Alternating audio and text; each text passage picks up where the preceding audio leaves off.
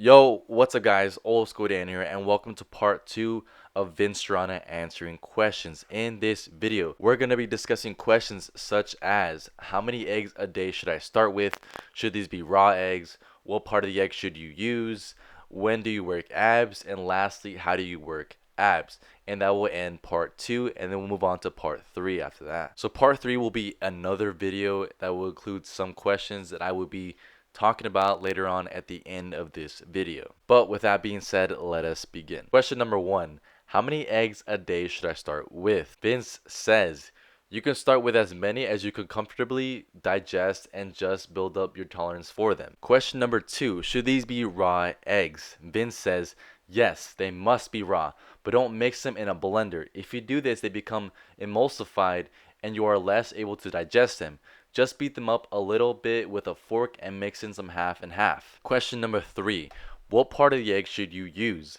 Vince says, there's always been controversy as to which part of the egg should you consume, either the egg yolk or the white part. They've done many experiments and they have been throwing away both parts at one time or another. The patients treated for burn cases were both given parts of the egg. Don't ask me why, but it seemed to work better that way. I feel that the egg is the perfect food, the seed of life. Cholesterol is found in the yolk of the egg, but there is lecithin in the white part. That's a perfectly balanced natural food, so why should we interfere with the balance of nature? The question is, when do you work abs? Vince says, well, I never work abs on an upper body day because too much abdominal work causes a shock on your system.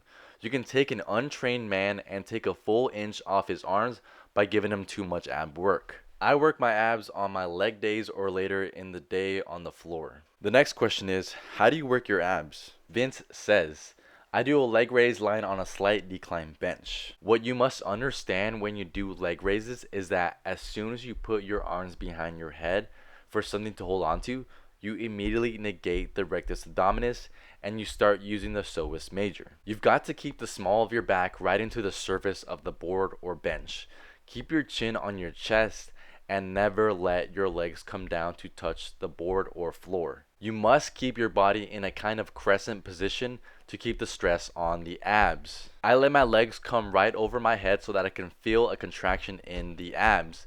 I really feel that the crunch is the perfect ab exercise, but you can't get any size from it. One day I'll have to build an ab machine so that you can have progressive resistance. Adding reps is not the answer to building great abdominals. I would guarantee that if you did the exercise correctly, you couldn't do more than 4 sets of 12 reps. It would wipe you out. Alright guys, that concludes part 2 of Vince Gironda answering questions. In part 3, we will be discussing what's the best way to develop your deltoids.